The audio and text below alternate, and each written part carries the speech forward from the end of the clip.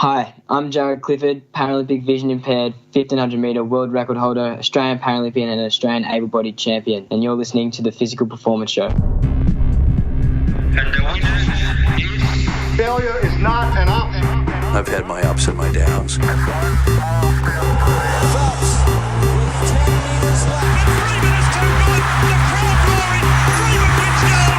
I think it's an absolutely breakthrough experience.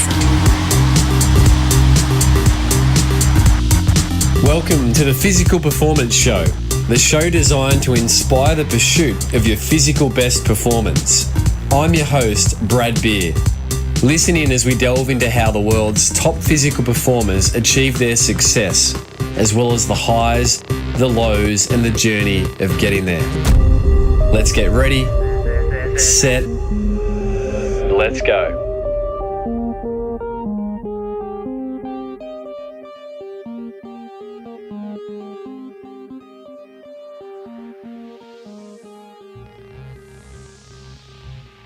Welcome back, or welcome to another episode of the Physical Performance Show, brought to you by Physiocrem and Pogo Physio. As per the intro, the aim of this show is to educate and inspire you to pursue your physical best performance. We do this through interviews featuring some of the world's top physical performers and also some of the world's preeminent experts in their chosen fields. Each week, we'll aim to bring you the highs, the lows, and the learnings from the careers of the featured guests. And boy, oh boy, this week I have a real treat for you, and that is featured athlete Jaryd Clifford. I know that this episode will really inspire you to pursue your physical best. And how do I know that? Well, today's guest, Jaryd, is really something special. Jaryd is a classified T12 visually impaired athlete. He's a track runner, and boy is he a fast track runner. Earlier this year, Jaryd set a world record for the T12 visually impaired class in the 1500 metres on the track. And let's not forget, Jaryd's just the tender age of 18 years. Jaryd ran an incredible 3:45 to post the world record, and that's off the back of some other remarkable achievements in recent times. Jaryd recently won the under 20 years able-bodied 1500 metres in a time of 3:49. That's the able-bodied under 20 years. Remember, Jaryd is visually impaired. Jaryd first debuted for Australia at the 2015 International Paralympic Committee World Champs in Doha, Qatar, where he placed 7th in the 5,000 metres. He then went on to match this result at the 2016 Paralympic Games, in doing so shaving 49 seconds off his 2015 time and setting an oceanic record in the 1500 metres. And that 2016 Paralympic Rio experience, that race, was the one that was famously known for being faster than the men's 1500 metre able-bodied Olympic final, the one in which Matthew Centrowitz took out the gold medal. And Jaryd actually shares today what it was like to line up against Matthew Centrowitz on Australian shores earlier this year. You'll really enjoy that tale. Jaryd's had an extraordinary 2016-17 summer season where he slashed masses of times from his personal bests, and he went on at just 18 to become a bronze medalist in the 2017 World Para Athletics Championships earlier this year. During this conversation, Jaryd takes us through what it was like for him as a young boy, his diagnosis of juvenile macular degeneration, which was made at the age of 3, pursuing other sports before focusing Jaryd's efforts on distance running, what it's like living day to day with the challenges that he encounters. We talk about bucket lists, becoming a school captain, a usual physical performance round, and of course the physical challenge for the week. There is so much in this. Get ready to be inspired and moved and encouraged to pursue your own physical best with Jaryd Clifford. Let's jump right in. Jaryd Clifford, this is an absolute treat. We have been trying to sync this for some time, so it's really exciting to finally catch up and speak through what really are the highs, the lows, and the learnings of your really incredibly fast developing running career to date. So welcome to the show. Yeah, thank you very much. I'm a long time listener, and it's awesome to be on. And you mentioned before we threw live that you've listened since about episode 30. So any episodes that have stood out to a young, talented Jaryd Clifford? Yeah, I think listening to a lot of the runners, like I think De Castella, that was one that really got me going. And I was listening to that on a run, and I think my pace pace got a lot quicker during that episode. Yeah. Well, from one Aussie legend to the next, Jaryd, and that's certainly got your label on it as well. The things you've achieved, Jaryd, in the recent years have grabbed attention, obviously, in the running community, but obviously wider than that as well. I mean, some of your feats, as per your bio, are just remarkable, but I want to hear from you, Jaryd, in terms of what's one thing that you're learning at the moment? At the moment, I'm actually still learning how to run, or more specifically, how to run with guides. So I'm kind of picking up different strategies on how I can get the best out of myself. And so I am still learning different ways to run and what's going to work best for me. And one of those things is guide running. So let's go there now. So guide running, obviously required because of your vision impairment, but how will that play in on the longer races, on the track? What are you trying to get used to there? Yeah, so I've had a bit of difficulty in the last 12, 18 months with the longer races, just on the track, just getting through them, and with my vision fatiguing, and I just haven't been getting the best out of myself, and I've had some embarrassing moments. And so it's kind of just a way where I think I'll be able to get the best out of myself physically and tactically as well. So I'm going to have two guides. They're going to swap halfway in races of 5,000 metres and over, and it just means I can switch off. I don't have to worry about all the things or fatigue my vision by over concentrating on the little things that other runners might take for granted. And that goes for road races as well, which I can't really do by myself at all. So it's pretty exciting that this is kind of opening up the doors to doing longer races, which is what I really enjoy. And I believe you may be running the 10K road at the Melbourne Marathon in 2018, coming up at this time of recording, and being paced by a few fast lads, which they need to be fast to keep up with you, Jaryd. I think one I heard might be Luke Matthews. Yeah, well, I had Luke last year. I don't know if he'll be ready. He's had a bit of injury trouble this year, but he's back running. But Matt Clark's probably the guy that's going to return, and he's someone that's on the radar for Tokyo and as a guide. And I've got a few other boys in my training group back home that have put their hand up, and I've got a big group of guys around me that are willing to, guide me if I need.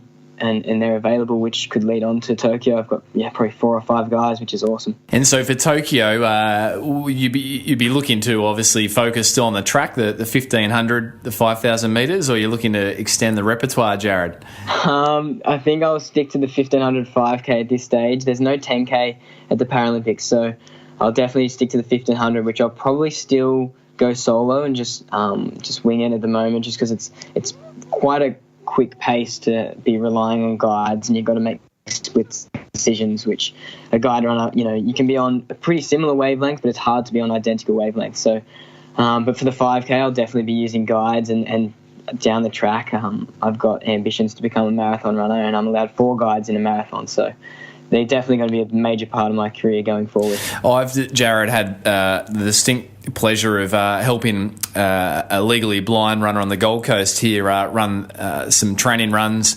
Haven't raced with him, but it's certainly it's a real art form, isn't it? Running with a guide runner to fall into sync and to work together and just know and trust each other. So explain what that's like to someone listening in here. Can you put us in that, you're going fast, you need incredibly fast, you need people to be able to keep up with you.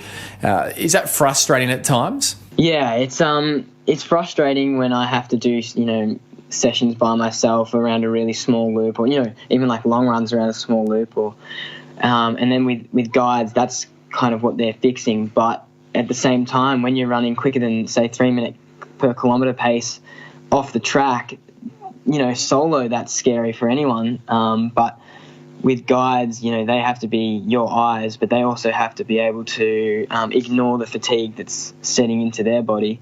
And you have to really trust them, because even though I can still see, a little bit, like I'm not totally blind at all, when I put my trust in a guide runner, I basically turn off my vision. So I basically become nearly fully blind, because all my trust is going into them. And to trust someone that much, it takes quite a lot of time. And then when it does happen, it's really special. And I've got a few guys that I basically would trust with my life out there. But, there's going to be mistakes. And when I'm running by myself, I run into stuff, and with guide runners, you're two abreast, so that adds a little bit more of a dynamic. And there are frustrating moments, but when you can trust someone like that, it's really special. Jaryd, let's go back before we then go forwards to some of your career highs, of which you seem to be writing new chapters all the time with those accolades. Take us back to when you grew up growing up, what that was like for you, but then also, your diagnosis with juvenile macular degeneration, I believe, was made quite young at 3 years of age, and obviously you probably can't recall a lot at that early stage, but what's the earliest recollection you've got of mum and dad, describing or outlining for you what this condition meant for you?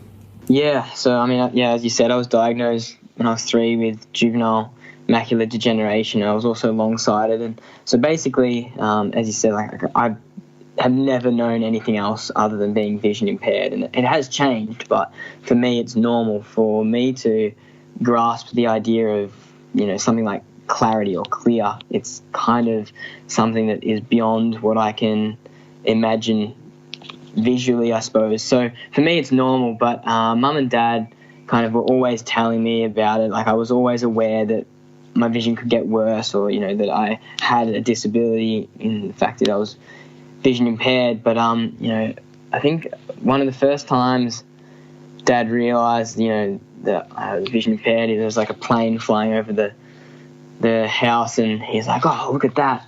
And I was just looking around trying to find it. I had no idea where it was, and just little things like that. And they started explaining. I think one of the first things I wanted to do, had all the Matchbox cars out, was to be like a truck driver, or drive cars or something. And that's when Mum first had to tell me, maybe not, like, it's probably not going to happen, and obviously that'd be pretty dangerous if I was driving. So yeah, that was like the earliest recollections, but they were always like big supporters in the fact that they taught me to read, and they taught me how to throw and catch a ball with my vision impairment, so that once I got to school it was something that wasn't hard for me, and I was able to be at least on the same level as everyone else, but maybe even be ahead, which would mean that the extra strain of having a vision impairment wouldn't compromise me. And you're 19 years of age currently, Jaryd? Yes, 19, just turned in July.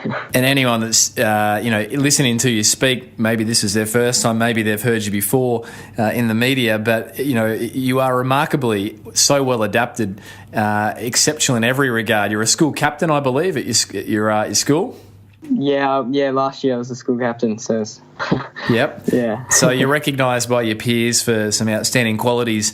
That Genesis story, being told by mum and dad that, hey, look, Jaryd, maybe the truck driving isn't and obviously, every child has some, different views that change probably every week of what they want to do. But that's right. But I'm a parent of 2 beautiful little girls, and the mum and dad must have been, you, as you said, you've kind of never known anything different, and so you've probably adjusted as you've gone. I'm sure there's very tough times, of course, but have mum and dad sort of shared around their journey? Like, they're obviously so proud of you and your achievements, but it must have been particularly tough for mum and dad to see their beautiful little boy, not be able to see that plane fly over the house. Yeah, I suppose it would have been at times, definitely, and I think one thing that I really thank them for is never wrapping me up in cotton wool, and never going, our little boy can't do this and can't do that. We're going to protect him and all that from the world, overly, and instead, instead of wrapping me up in that cotton wool, they threw me out there and made sure that I, knew the reality of my situation, but never, let me believe that it was something that would limit me. And instilling that in a kid means that they're just going to have a crack at everything, and that's what I did. And I suppose it would have been tough for them to see that, but I've got a cousin who's in a wheelchair, so yeah. And he's an amazing guy, and it's kind of like we're just kind of the family that it's just like what you're born with, and just embrace yourself for who you are, and just remember that you've got a supportive base around you, and just get out there and have a crack. So it was tough, I suppose, but at the same time, we're just trying to get out there and live life and play the cards we've been dealt. And you're doing that so well. So mum and dad really instilled that belief and the confidence from a young age and that edification that to chase your dreams no matter what. Yeah, they did, and I wouldn't be here without that kind of belief being instilled in me. And brothers or sisters, Jaryd? Have you got siblings? Yeah, I've got a younger sister, Elsie, who's 14, and she's been to nationals for diving and pole vault, so she's pretty athletic as well, and she's pretty tough. Yeah. And so it's a sporting family. What about mum and dad? Where do you get these running genes from? Mum's pretty sporty. She's done a lot of sport. Basketball was probably her best one, and her dad, my pa, always likes to claim. I think he won a mile race in primary school, and he likes to claim that one as a bit of a passing on. But dad was in the Marceline cross country team, and he's gonna hate me for saying this because he let it slip one day, and he might have beaten Rod de Heiden when Rod de Heiden was on a bad day back in the day, but he'll hate me for telling everyone that. Yeah. Well, it's out there now. But yeah, so it's a really sporty family. Jaryd, sporting interests growing up. Take us, through the sporting genesis. You didn't always want to put on a pair of running shoes and the Australian green and gold and represent Australia on the track for running. I believe early in your youth, you were keen on ball sports, cricket, soccer, the like. Yeah, I was like most Aussie kids. I was in love with the footy, the cricket, and the soccer, and the basketball, and all those kind of things. And that's what I wanted to do. I've said this on a few other things. It was the 2006 year where there was the Ashes, the World Cup, and Commonwealth Games, and it was all within such a short period of time. And it's kind of what inspired me to want to, what ignited the dream to represent Australia and pull on the green and gold. And all my sporting heroes were people that participated in ball sports. So as it goes, you kind of want to do what your heroes do, and that was play cricket. Dad built cricket nets in the backyard, and I was pretty adamant that that's what I was going to do. But, when your vision deteriorates, which is what happened in primary school, you kind of have some tough moments where you've kind of got to see reality. And at that age, it's tough to kind of deal with. But, you got to see reality and realise that all sports aren't really going to work. You're not going to be batting for Australia on Boxing Day if you can't see the ball. That's just how it goes. The deterioration, can you describe that a little bit more, Jaryd? Was there certain moments in time where you realised that things had changed? Yeah, so my vision had always been bad. I would never have driven a car. I would, I couldn't see the whiteboard at school. Facial features were hard to see. So the deterioration was more that it got a lot more intense. And I remember, and this is a story I often tell, and I remember waking up one morning, I often read the newspaper, the sports section, and read all the articles, and I was trying to read it one day, and my vision had developed a blur, kind of patchy thing in the middle of my eye. And at first I thought it was my glasses, and I tried to clean them, and it wasn't. It was my vision. And over that whole year, my vision changed quite dramatically, and to the point where I had to kind of come to terms with the fact that my vision impairment was going to be a lot more serious than I'd originally kind of thought it to be. So yeah, that's kind of what happened. So basically with macular degeneration, it's scar tissue and blistering on the back of the eye. So that just got a lot worse and had spread a little bit more. And as a kid, you don't really understand all of that stuff. All you understand is that, it's going to affect your life a little bit more, and some of the things that you love might become futile, especially if your dream is to represent the green and gold at the highest level. And so you were about 13 years of age where you distinctly remember that, reading the paper and things had shifted. And were you fearful at that stage? Yeah, I was probably actually 10 when I first realised it. 10? And at that stage, it's there is a bit of fear, as in that, fear more so in the fact that, I kind of at that stage had my life planned out. I was going to be representing Australia as the youngest person in some sport. I hadn't really decided what sport, but everything was planned out. There was no way that my dream was not going to come true. And then to come across a hurdle like that's, you kind of think it's insurmountable is hard. So the fear factor was more in the fact that I thought I wasn't going to be able to achieve my dream, more so than my vision's going could it get even worse or to the point where I'm totally blind, which I don't think it ever will, but at that young age, you don't know that. And so I suppose there was a bit of that, but more frustration. Frustration was probably the overwhelming emotion going through me at that stage. And I still have moments where I'm really frustrated today, but, most of the time, I just, embrace it as me. That's a really big distinction from someone so young in years, that it wasn't the fear so much, it was the frustration. And you just mentioned that you still have moments of frustration, and that's frustration with the fact that you are living with some vision impairment, and at times that will put a cap on what you can, how you can express yourself. So when was the last time you were frustrated, Jaryd? Yeah, and I mean, I suppose, you can always say this kind of quixotic thing where it's like, I can do anything, my disability won't stop me doing anything. I can go out into the world, and just because I have a vision impairment it's not going to stop me. But it's not really true in every sense of that.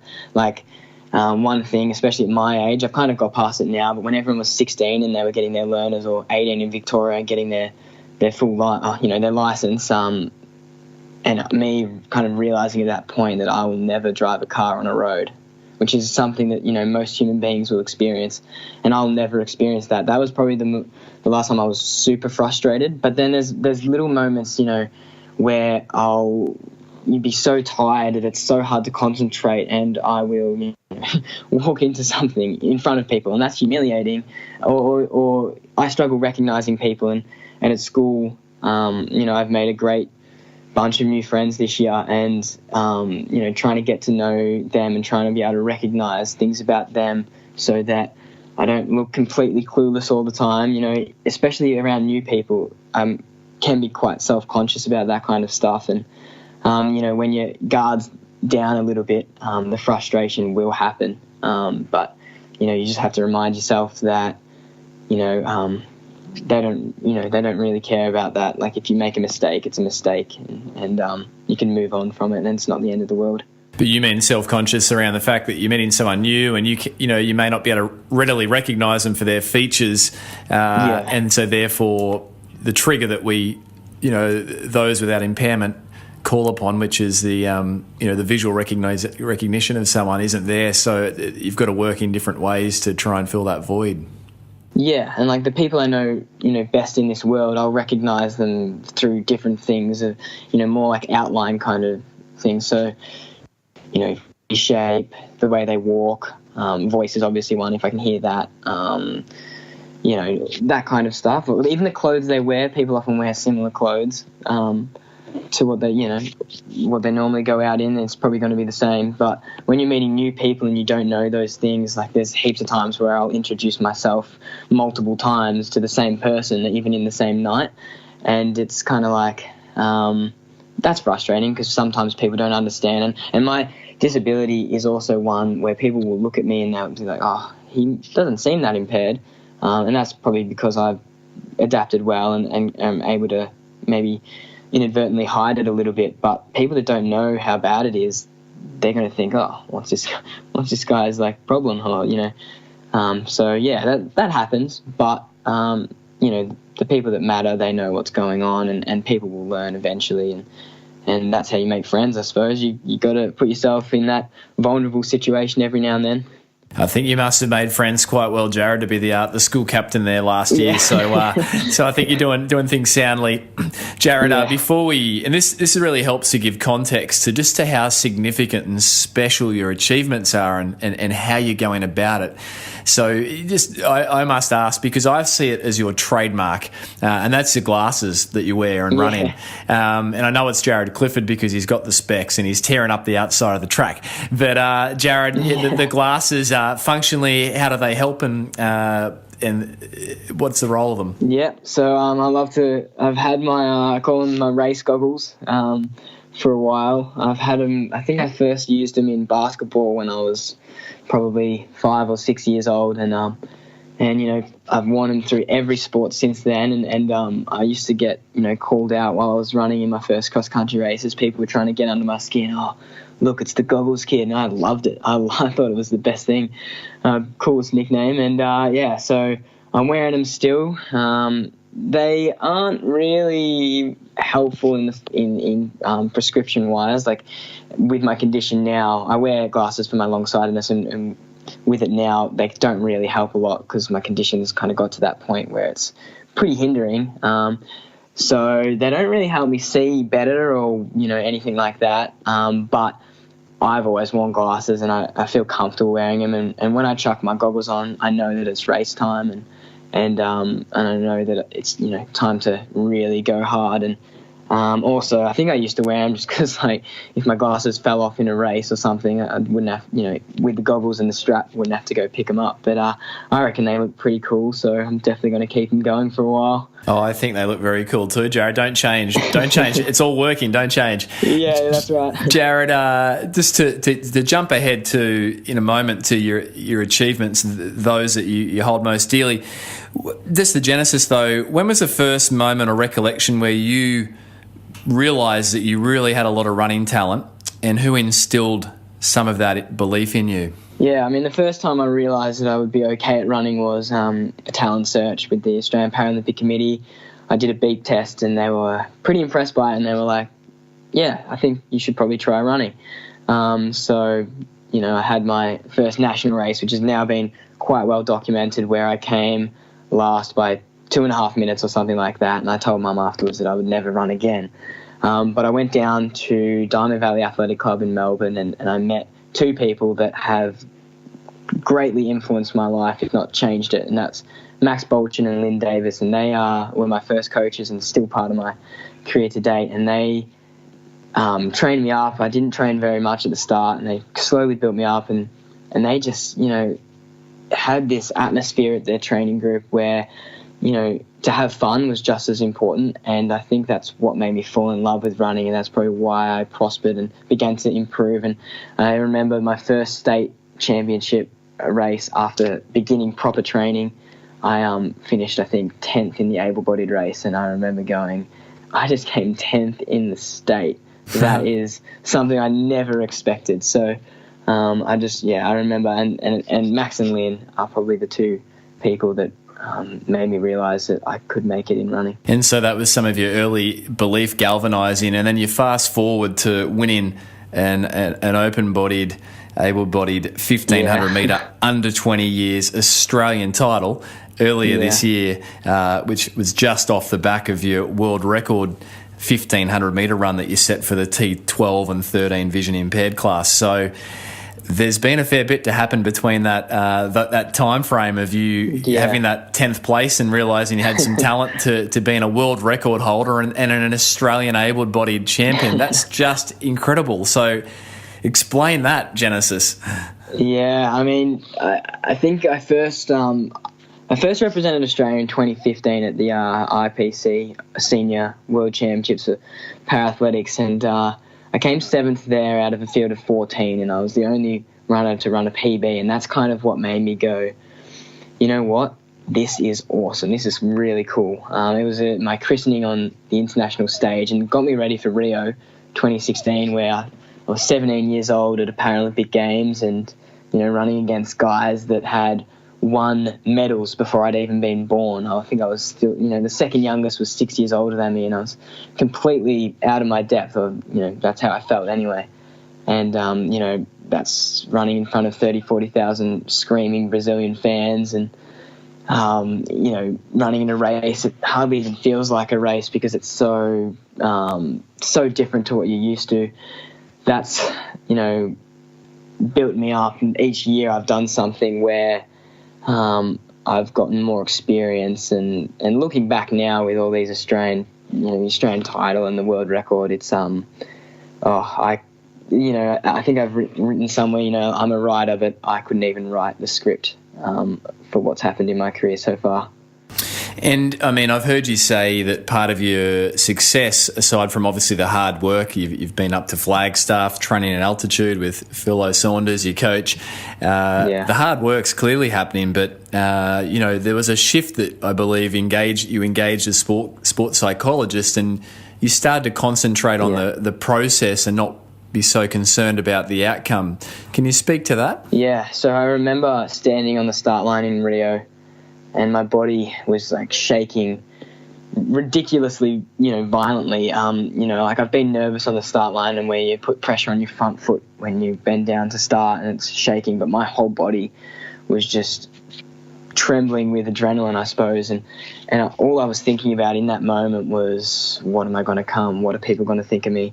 Your face is being beamed across the world to millions of people, and it's kind of, you're not really thinking about what you should be thinking about. And I got back from that championship and I talked to Mark Spargo at the Victorian Institute of Sport, and he said something so simple that has changed not just my career but my life as well, especially with school and things like exams, for instance. And it was focus on the process and not the outcome. And it came to fruition in London at the World Championships in 2017, where on the start line I was serenely calm. I was purely thinking about what I had to do at this point in the race and kind of thinking about the methodology towards getting somewhere, instead of thinking, oh no, like, what am I going to come? I really want to win a medal. What happens if I don't win a medal? All I was thinking about was I was fully immersed in the next 3 minutes or 4 minutes of my life, rather than everything that would ensue afterwards. And that's really, I think, changed me, and also probably the reason why I now kind of look at my able-bodied races and just go, you know what, like I know I'm a Paralympian, but I'm a runner and I'm just going to have a crack regardless and just do my job, and the results will follow.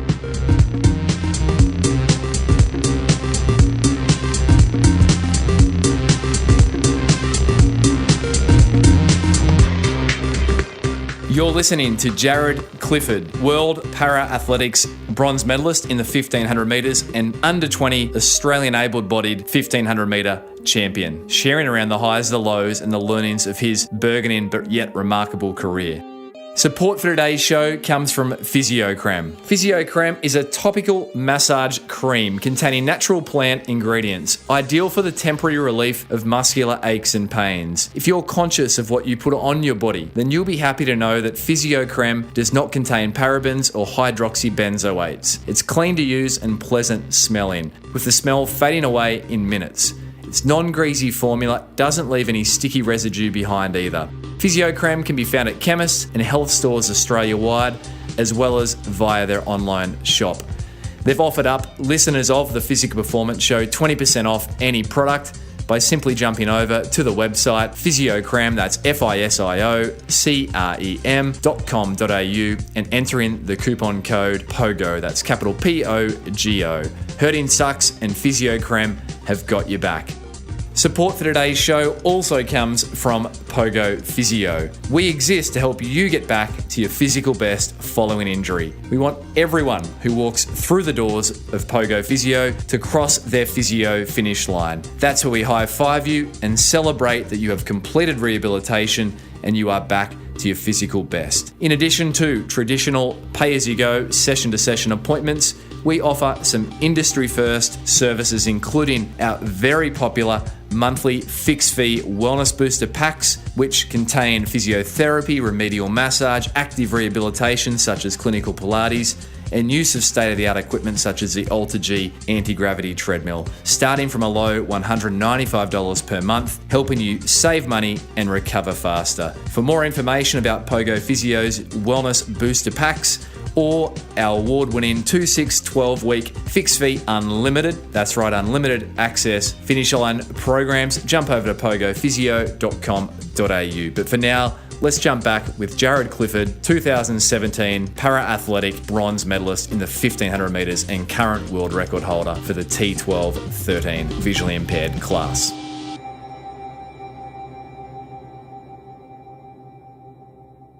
And so, of the many things you've achieved and continue to achieve, Jaryd, what would you rate as your athletic high to date? I think, the Australian Championship was amazing and something that was so out of my expectations. But then the next day, I had a day left to get the qualifier for the able-bodied World Junior Championships, and I had won the national title but didn't have the qualifier, so it was literally my last chance in the dying minutes. And my training partner, who's also a world record holder in the arm amputee category, Michael Broger, and my coach, as you mentioned before, Phyllis Saunders, was in the race the next day, and I stood on the start line next to the Olympic champion Matt Centrowitz, and the race that followed, I ran 3:45, which is a 3.5 second PB. I broke the world record that had been broken in the Rio Paralympic final. I got the qualifier, became the first Paralympian to ever qualify for a World Under-20s. But I think the most special part about that was the fact that my training partner and the person I look up to most in the sport, Michael Roger, also broke his world record in that race, and Philo, our coach, who's also another guy that I look up to, quite a lot, was right behind us, and us three who had been training together for 2 months, gone up to Canberra, we'd in the one race all done what we were hoping to do, and to do it together like that, there was all of the superlatives were amazing, but that moment of turning around and Rogues and Philo are just there, it's indescribably amazing. What was the first thing you guys said to each other? I crossed the line, and I had no clue if I'd run the qualifier or not, and I had 5 agonising seconds where I just didn't know, and I turned around, arms raised in question, and Rogues was just there, and he said, "You effing did it, mate." And I don't even remember. The rest was a blur. I think Philo came and hugged me, and he's like, "Oh, you're going to Finland, buddy," or something like that. And it was a lot of high fives and hugging for the next 10 minutes, that's for sure. And just to put perspective around that time, how far behind the Olympic able-bodied champion were you, Matthew Centrowitz? You finished in 3:45. What did he run? I think he ran 3:38 high, 3:39. So I was only 6 or 7 seconds behind him, which was pretty pretty cool considering the day before, just been winning a junior title, and to be up against that guy. It's hard to describe. That's an incredible moment in a young sporting life, in any athlete's life. And I think one of the real talking points about the Paralympic Games in Rio was the fact that the men's, which you were part of, 1500 metre final, posted a faster time for the 1500 metres than the vision impaired than the actual able-bodied race, of which Matthew Centrowitz won. And we both recognise that obviously there's tactics, but still, I think that really did a lot to really put spotlight on the quality of athletes that compete in the Paralympic Games. Yeah, definitely. I remember the media buzz, I remember standing on the track and someone told me the time, and I was like, there you go. You just run quicker than the Olympic final. I knew the media would jump on it, and I think it was a good thing, even though people were getting a bit annoyed about how it was, the tactics and stuff, that they were incomparable. But I think it was really good in the fact that the Paralympics were getting such positive spotlight. And I actually that was the first time I met Centro that night when I ran my world record, and I told him how funny it was that the Paralympic world record previously had been set in a race that had so much comparison with Centro's time, and then the world record, my world record, breaking that one was in a race that he was in. So I found that pretty interesting, and I told him about it. I'm not sure if he understood what I was trying to get, but it was kind of a full circle nearly. I thought it was pretty cool. Did Matthew, the current Olympic champion, did he offer you any words of encouragement? Oh, he just said keep chipping it away. He was pretty impressed with my time. I think he was I think he was just pretty impressed that I'd done a 3-second PB. Yeah. I think he was kind of looking back on his youth a little bit on that cool down, and wishing that he could run such big PBs again. But he was a really nice guy, and he just basically said, just believe in yourself, and big things will follow. Oh, wow. Did you get a photo with him? I did, yep, I did. What have you done with that? I've been saving it up. It might go on the Instagram in at the year anniversary of the moment, maybe. Fantastic. We'll all look forward to that. Jaryd, when people think about para sport, Paralympic Games, what do you want people to think about? Yeah, it's a really good question, and I think the Paralympics first and foremost has to be considered as, and I think everyone knows this now with the exposure, but, we are elite athletes just as much as anyone else is an elite athlete in the Olympic Games. We train just as hard, if not harder, and to overcome our disabilities. And I think everyone kind of gets that now. And I think also embracing the fact that we all have, unique stories. And when I went to the Paralympic Village, I'm meeting people that, have been born with their disabilities, that have acquired it through traumatic accidents. And I think to embrace that diversity of stories and to be proud of our stories and to know that that's kind of what makes the Paralympic Games special is also something that's really cool. And, it's just a really, really, really amazing thing that so many people, millions. I think the London 2012 Paralympics were watched by 2 or 3 billion people globally, and to know that people around the world are happy to watch people with disabilities absolutely killing it, and not just participating, but really having a go and doing things that most people in society wouldn't even be able to do. I think it's just a really special thing. I think I've had the privilege of working with some athletes and Paralympic athletes, and the world really now has a platform through TV, social media, etc., to be able to really appreciate just the sporting pedigree. It's fantastic. Jaryd, we've just touched on the highs, career lows. What's the darkest day? Describe the darkest day in your athletic career to date. Yeah. So probably, I've had a few tough periods of time where I've been running pretty bad and things like that. But I remember, one specific moment was, and it had happened before. I don't really know why this one got to me so much, but I was running the Hunter Track Classic 5K in Newcastle, and it was really dark. I probably shouldn't have been running the race, to be honest. And I was really tired. I'd been away from home for a while, and my vision was quite fatigued during the race, and I started running off the track, started running into people in the race, kicked over a few cones, ran onto the infield quite noticeably, and I fight really hard to control my vision, every day. I'm constantly concentrating on the little 1%ers to make sure that I can get by and keep up, and for me to lose control of something like that in front of so many people, and the people were in lane 3 or 4 on the track, so it was quite close proximity. It is humiliating, and it's something that you don't want to happen. It's okay if you make a mistake in your own home, get a door shut. I think I've said that before, and or you don't see something and you look like an idiot. That's fine, but in a public atmosphere, it's hard to kind of deal with. And I think I had 3 days where I didn't sleep at all, and to get over that, I had so much support from everyone. There was no one else going, "Oh, this guy shouldn't be racing. This guy's what's he thinking?"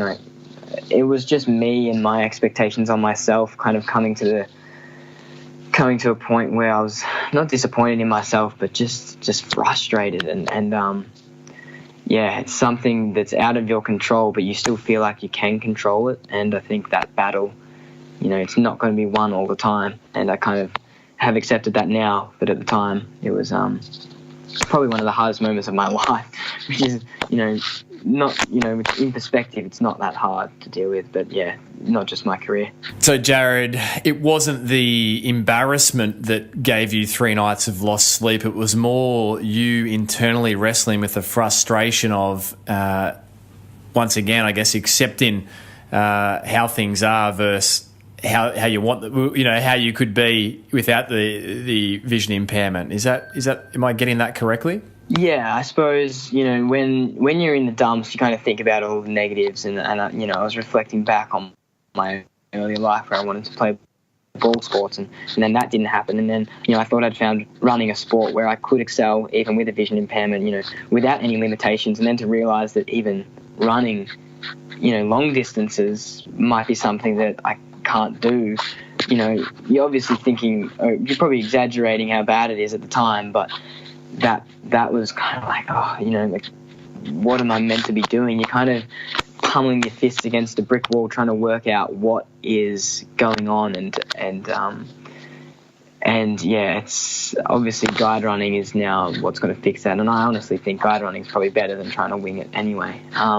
it'll probably make me run faster and maybe win more medals. But yeah, I mean, the embarrassment, humiliation is one thing as well, because a lot of time I kind of get the vibe from the running community that a lot of people don't really understand how bad my condition can get, and they always see me running in these races and doing really well and coping really well, and there's just no in between. Like, if I'm on and am able to concentrate, I'm going to run really well. But if I'm, super fatigued, I'm going to really bomb out really badly, and that's what happened there. And I was away from home. I was probably homesick, and just all the factors combined just, made it probably a pretty bad experience overall. You're listening to Jaryd Clifford, current world record holder in the T12 and T13 visually impaired class for the 1500 metres, and under 20 Australian able-bodied 1500 metre champion, sharing around the highs, the lows and the learnings of his extraordinary yet very early career.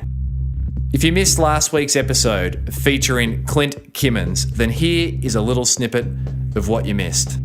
A bunch of guys turned up to the party, started, acting like hooligans, whatever, wearing singlets and, kicking holes in the wall, that sort of thing, and, pinched someone on the bum, like one of the grandmas on the bum a little too hard, and we were all there having a good time, and a few of the lads said pretty much, what do you think you guys are doing? You can stay and hang out and have a good time, but, pull your heads in, so to speak.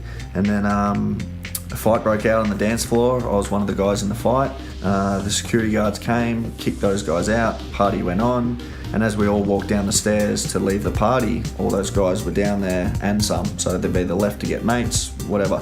I walked down the stairs, clock straight in the head, and all of a sudden I was seeing stars on the ground, and I just remember these dull thuds just coming into my head. Clint's episode has been very widely appreciated, with lots of great feedback coming through. And there's no wonder, going from the highs of the world's junior elite surfing ranks to prison, and then out the other side to pursue a world big wave surfing title alongside a professional long course triathlon career. Yep, he's jamming a lot in to still his young years. So if you missed Clint, be sure to jump over iTunes, Stitcher, Spotify, SoundCloud, wherever you want to get your podcasts, and download the full episode. And whilst you're there, peruse the entire range of Physical Performance show archives. But for now, let's jump back to Jaryd Clifford, sharing around the highs, the lows and the learnings of his athletic career to date. So Jaryd, the highs, the lows and the learnings. Are you ready for a performance round? Yeah, I'm ready. Training session, Jaryd Clifford, world record holder in the 1500 metres, T13 class, T12, T13 class.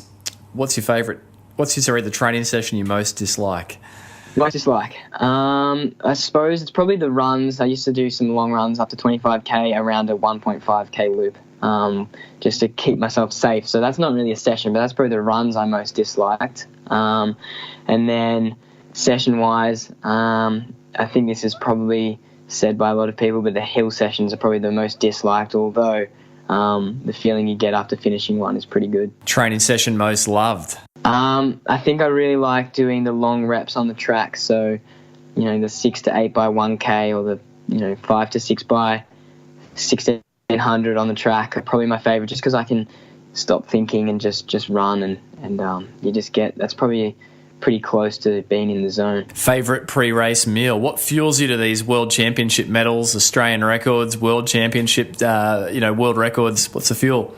I would probably definitely say mum's pre-race pasta or lasagna. That's I'll probably have that a few times actually in the days leading up to the race, and I'm moving out at the end of the year, so I'm going to have to try and master the recipe, though I'll never be as good as mum. Bedtime, morning time, what does that look like for Jaryd Clifford? At the moment, not too good. I'm probably getting up at around, I'm going to have to start getting up around 6 to start getting my runs in. But then I'm also probably going to bed at around 11:30 midnight so that I can pass school, which I'm nearly done.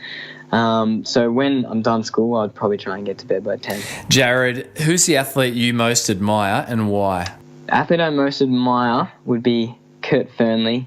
He's a bit of a legend in Australian sport, and he just, fights so hard for the green and gold and always buries himself, and he's just, a testament to Paralympic sport, but also just Australian sport. He's a true blue Aussie. Absolutely. Toughest competitor you've ever raced, Jaryd? Who's that and why?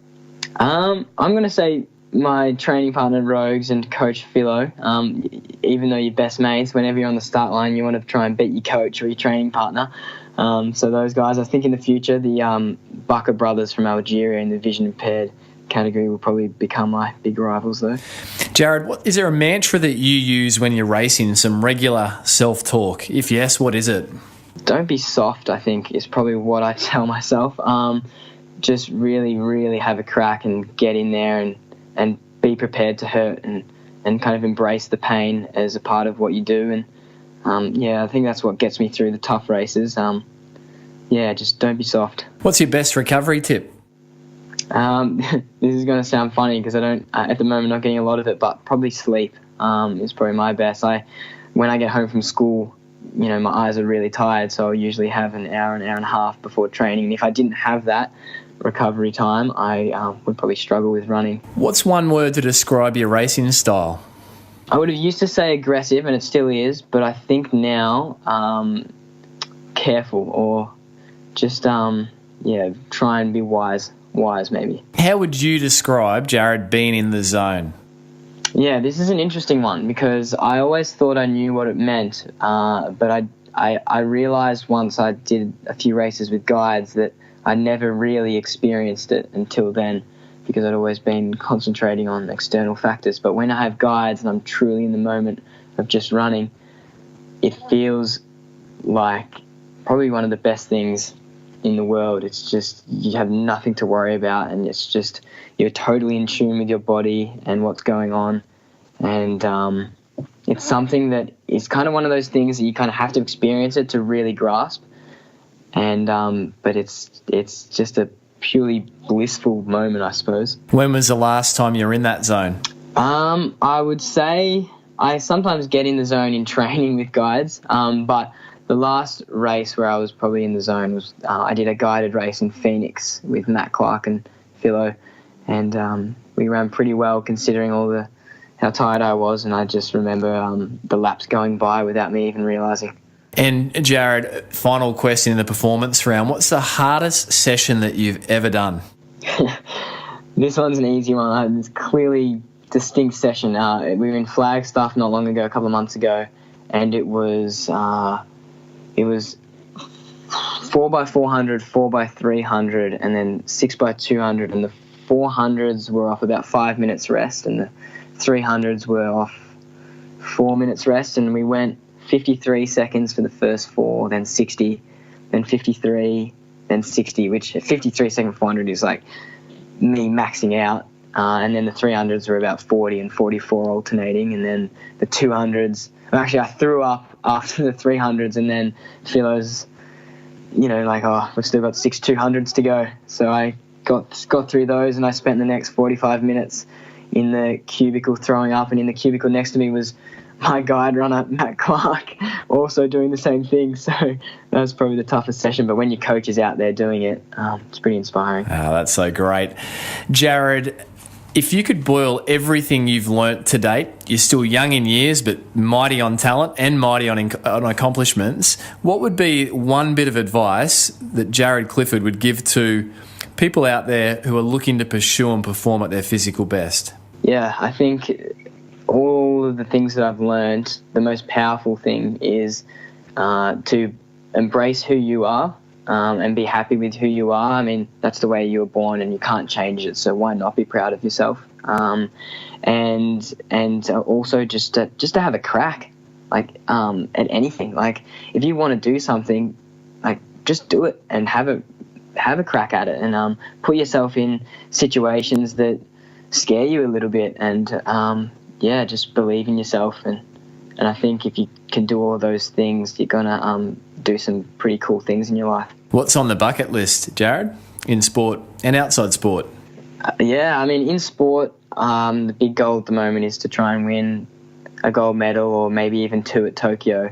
But I really love the mystique and the camaraderie of potentially running a marathon and going into an Olympic stadium in the lead and having a team of 4 guys around me kind of is a big bucket list thing just because I love team sports. I always have. It's kind of what I wanted to do, and to have a team like that on the track with me, or on the road with me, that would be pretty awesome.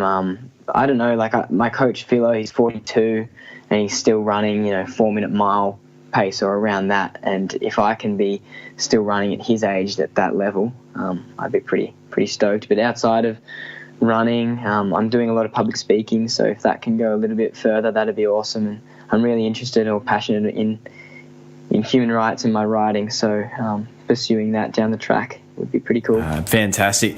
Jaryd, fun question. You've heard it before.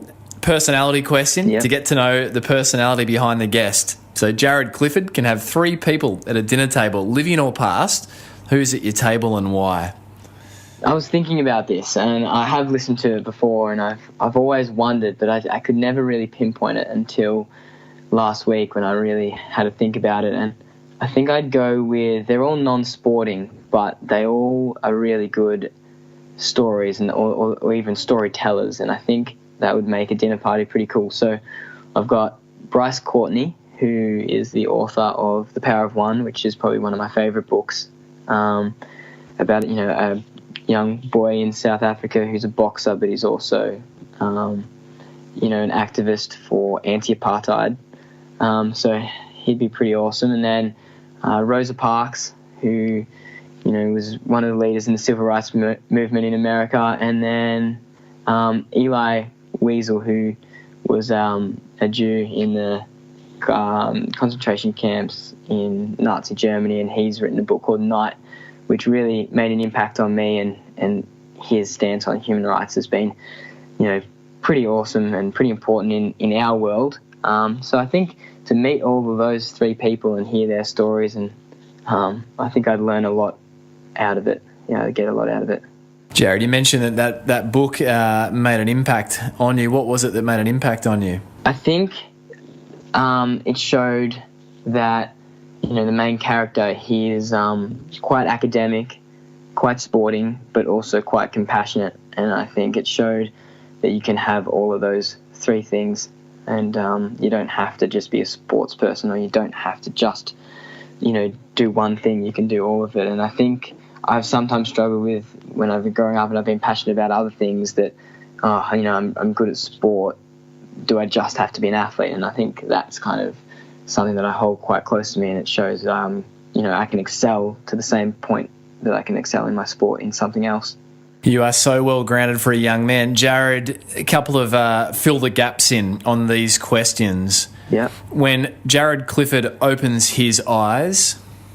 when I open my eyes, it's a bit blurry. Yeah. When Jaryd Clifford opens his eyes in the morning... it's still blurry. The most important thing in life is... I think happiness and just doing things that you love. Where does pressure come from? I think for me, often from myself. What mistakes are you afraid of making? I don't think I'm afraid of making any mistakes anymore, because I've realised that from the mistakes I've made in the past, I've learnt a lot from them and become the person I am now.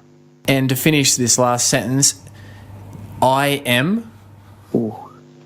I am me, and I'm proud to be me. Jaryd Clifford, you are an outstanding young man with a big, big future, and I think anyone listening today cannot help but be inspired and be moved to get out there and exactly what you challenge us to do. Give it a crack. Jaryd, every guest of the Physical Performance Show gets to issue listeners with a physical challenge for the week. What's the physical challenge you're going to lay down to us going to be? Yeah, so I'm going to throw something a bit different into the mix, and I think if you find a safe environment, I often usually do it in the middle of a footy oval, but if you've got a blindfold at home or even a hoodie, you can turn it around the other way and just run for 30 or 40, 50 metres, not too quick, just at a jogging pace, and have the blindfold on and so that you can't see. And it won't be like what I run like, because obviously I can still see, but just to kind of feel what a blind runner would feel like, and I think that could be something pretty cool and something pretty easy for everyone to do. So chuck a blindfold on, chuck a backwards hoodie on, and go for a little jog for 50 meters and put the shoes of a blind runner on. You know, it's interesting. I do, through my work as a physiotherapist, I do some running gait work and some little workshops at times, good Run 101 workshops, Jaryd. And one of the drills we often like to do is to get runners to close their eyes and run. And I find it just helps them to zero in and become more aware of their body. So I can second that personally. And every now and then I'll do that out running. It might sound odd, but I'll be like, I want to just really experience my body more, and at the safe time, I'll close my eyes. And it's also a good exercise in appreciation. So I think that's a very powerful physical challenge. So if you take that on, if we take that on, how can we update you on our progress with it, Jaryd? Where can we find you online and feed back to you? Yeah, let me know how it all goes. And if you have any other questions as well, you can hit me up at Jaryd Clifford on Instagram. Jaryd spelt Jaryd, which is a little bit different. So or I'm on Twitter as well, the same thing, at Jaryd Clifford, and I'm on Strava as well. All of those things. So let me know how it goes. Jaryd, all the best for the future. Awesome. Thank you very much for having me on.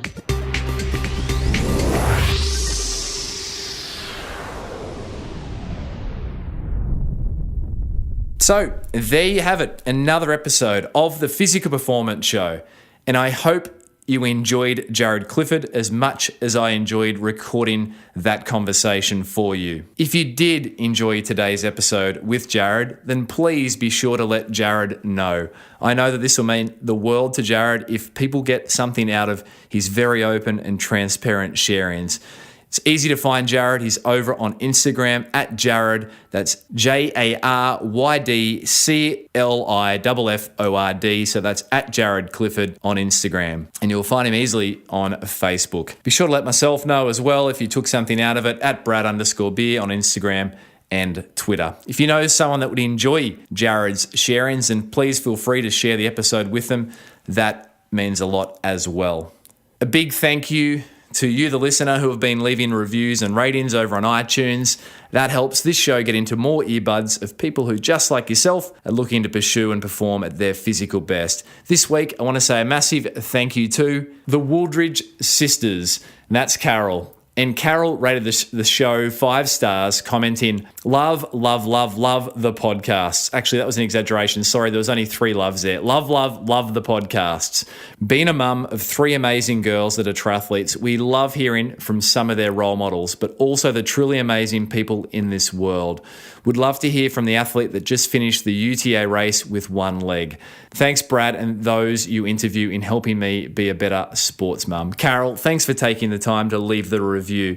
And please shoot me a message on Instagram directly, and I'll get a copy of the signed, revised, and expanded 2nd edition of You Can Run Pain Free out to you in the post. Big thanks to those of you who've been taking podsies of the show. That's a screenshot of the episode you're listening to and tagging myself at Brad_beer in on social media. We've also got a social media Instagram handle now for the Physical Performance Show, and it's simply at Physical Performance Show. So jump over and follow that one. That would be terrific.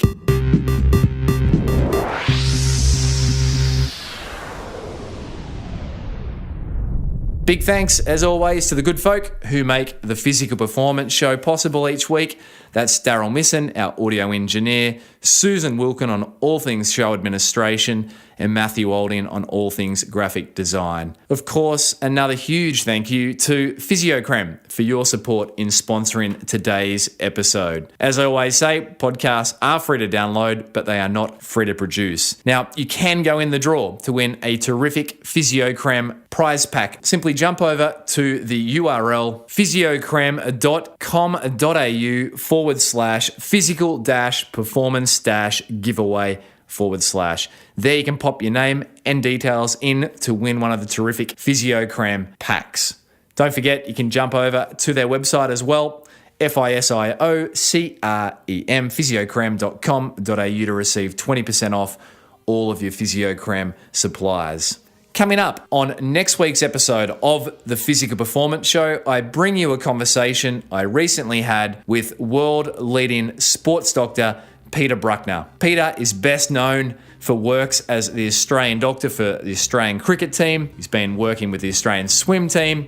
He's worked with the Australian World Cup team in soccer or football. He's also been Premier League sports doctors for different teams.